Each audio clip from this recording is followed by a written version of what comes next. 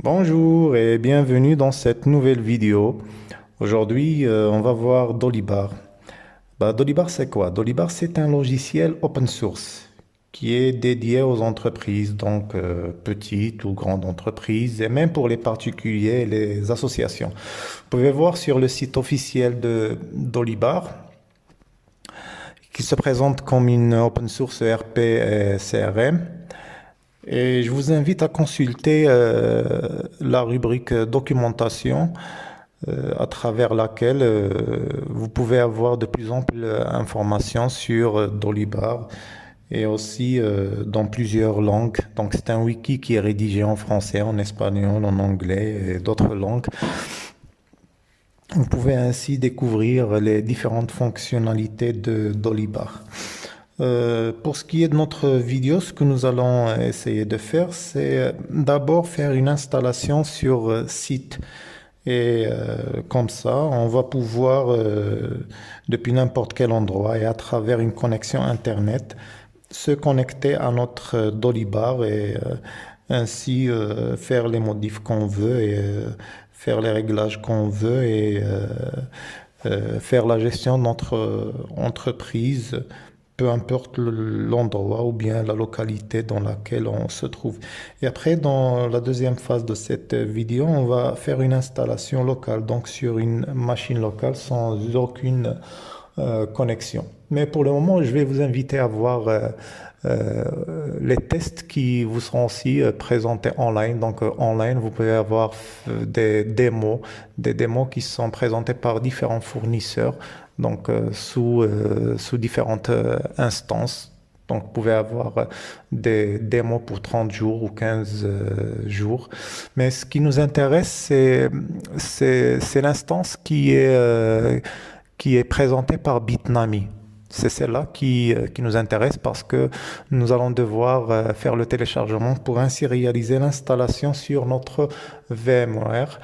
Et on va voir ça tout de suite dans la deuxième phase de notre vidéo. Pour le moment, et pour l'installation sur site, on va devoir faire appel au service d'un fournisseur d'hébergement web. Bien sûr, il y en a plusieurs et vous pouvez choisir celui qui vous convient. Moi, j'ai choisi iFastnet. Donc, iFastnet, c'est un fournisseur qui vous offre plusieurs plans, comme vous pouvez le voir sur le site officiel d'iFastnet, donc de l'hébergement jusqu'à un serveur dédié. Moi, je vous propose de faire un hébergement premium et de choisir le super premium. Aussi d'opter pour un paiement annuel, comme ça vous allez avoir une réduction de 20%. Vous pouvez aussi choisir un abonnement avec ou sans domaine, mais dans notre cas, on aura besoin d'un nom de domaine. Donc, je vous conseille de bien choisir votre nom de domaine et de voir s'il est disponible ou pas et de vous souscrire au plan qui vous convient. Mais je vous conseille de choisir le Super Premium. Vous pouvez aussi faire une comparaison entre les trois plans qui vous sont présentés, donc le plan Starter ou le plan Super Premium ou bien le plan Ultimate. Et bien sûr, il y a une différence entre les trois plans, de par les services qui vous seront présentés, l'espace disque, l'espace disque, les noms de domaine que vous pouvez ajouter, les sous-domaines aussi, le nombre de bases de données que vous pouvez aussi ajouter, des emails, accounts, des comptes FTP aussi. Et comme vous pouvez le voir, donc le Super Premium, ça reste une offre assez intéressante de par les services qu'il vous présente. Mais c'est à vous de choisir. Moi, je vous conseille de choisir le plan Super Premium. Ça vous offre un certain nombre de services assez importants et satisfaisants. Mais comme je vous ai dit, c'est à vous de choisir. Moi, je vais vous laisser un lien et c'est à vous de choisir le plan qui vous convient en fonction de, de, de vos activités. Vous pouvez aussi faire un essai du cPanel qui, en version démo, bien sûr. C'est une version démo.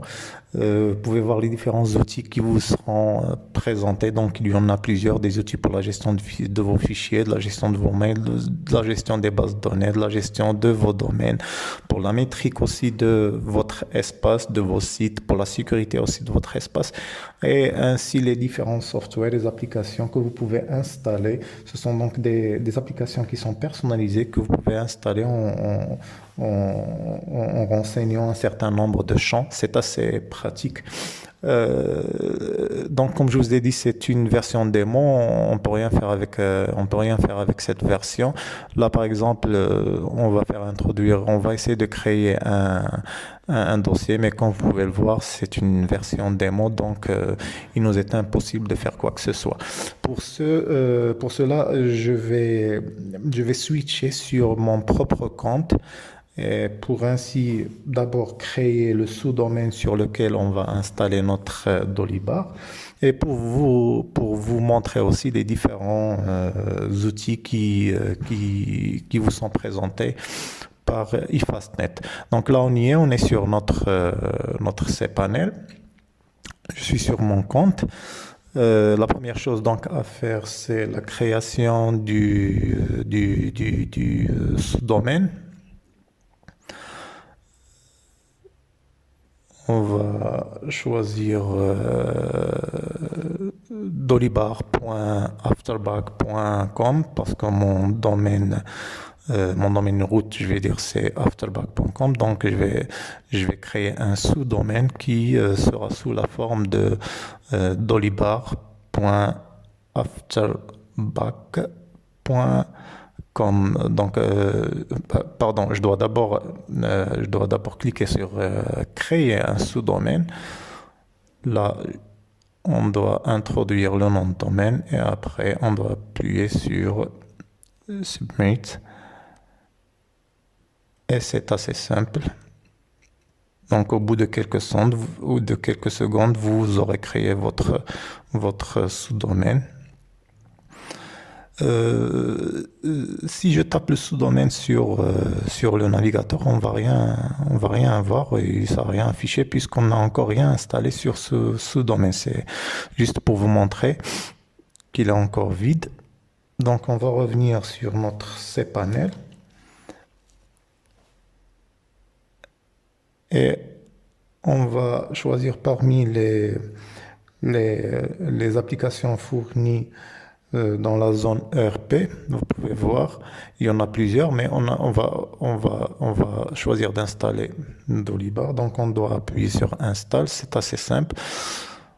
On doit d'abord renseigner le sous-domaine qu'on vient de créer. Pour l'utilisateur, on va laisser admin. Le mot de passe aussi, on va pas changer, mais vous pouvez le changer si vous voulez.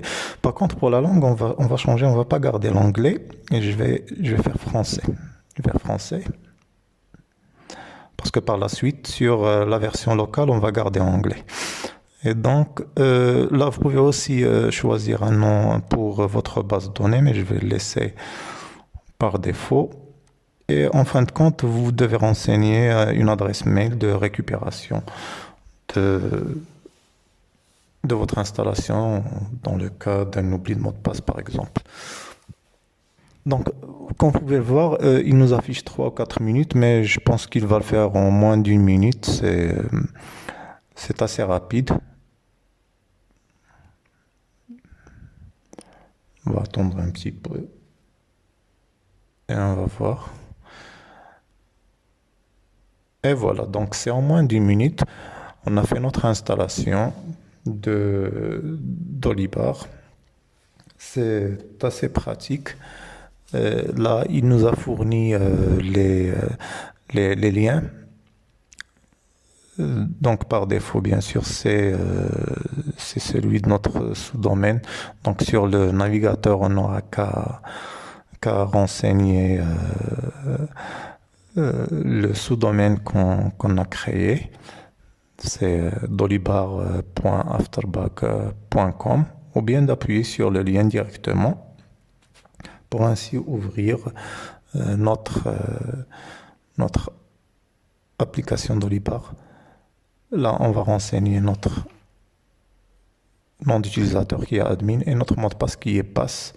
Et nous y sommes. Donc, comme vous pouvez le voir, on est dans notre panneau d'administration d'Olibar. Bien sûr, il y a plusieurs menus à configurer, et plusieurs champs à remplir et plusieurs aussi plusieurs choses à activer. On verra tout ça par la suite. Pour le moment, ce qu'on va faire, c'est on va passer à la deuxième phase de notre vidéo. C'est l'installation locale. Donc pour cela, on doit télécharger le fichier pour notre VMware. Donc le fichier OVA. Là, vous pouvez bien sûr changer le mot de passe pour l'utilisateur. C'est un fichier qui va vous montrer les étapes pour changer le mot de passe ou bien les étapes aussi pour faire une connexion avec votre serveur en mode SSH ou bien une connexion SFTP avec votre serveur. Donc pour le moment, on va télécharger notre fichier.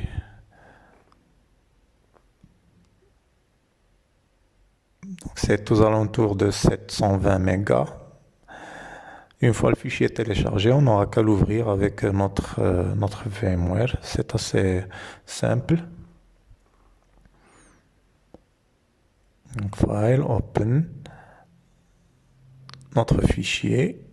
On va renseigner un nom pour notre machine virtuelle. J'ai choisi Dolibar. Après, import. Le fichier est en train de s'exécuter. Une fois terminé, on n'aura qu'à démarrer notre machine virtuelle. Et voilà, on va démarrer notre machine virtuelle. Et au bout de quelques secondes, on aura notre serveur prêt à l'utilisation.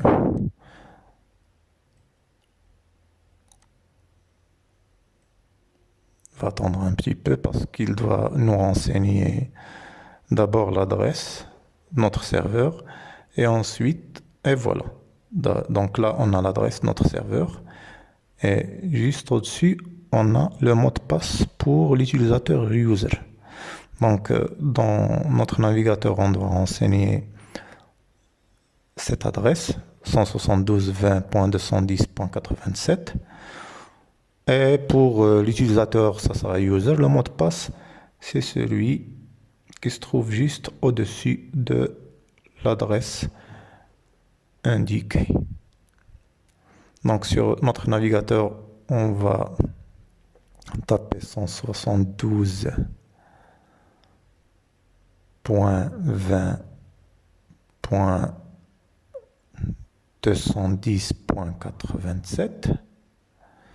Et voilà, on y est. Pour l'utilisateur, le login, on doit taper user. Et le mot de passe, on doit renseigner le mot de passe indiqué par notre machine VMware qui se trouve juste au-dessus de l'adresse IP de notre serveur. Donc, une fois renseigné, on n'aura qu'à appuyer sur login pour ainsi avoir notre panneau d'administration d'Olibar.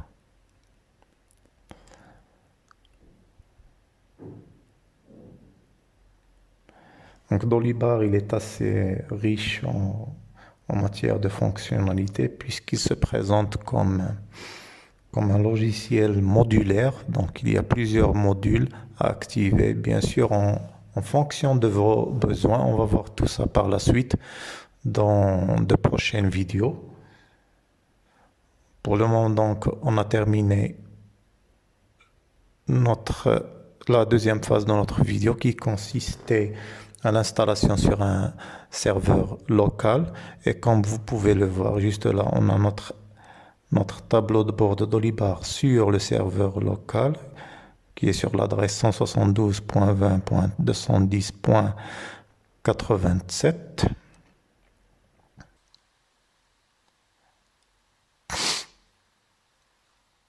Donc les différentes fonctionnalités, on va les détailler par la suite dans de prochaines vidéos.